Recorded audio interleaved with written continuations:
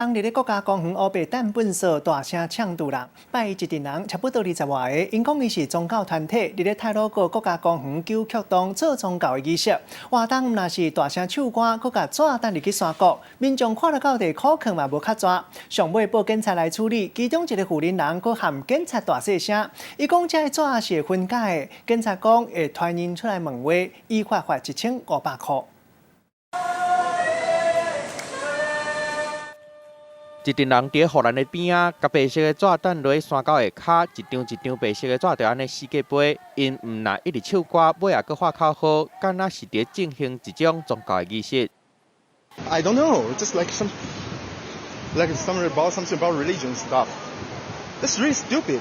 本所乌白蛋实在有够喊，边仔民众看到赶紧过去阻挡。为什么你们可以把纸丢往外面啊？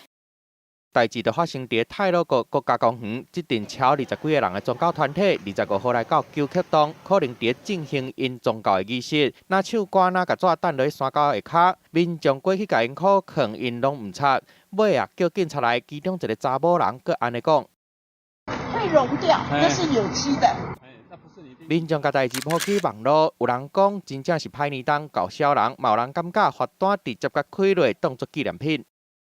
乱丢垃圾、纸屑、果皮等等，会第一次罚款是1500元。不好的示范，不好示范。对，就要纠正啊。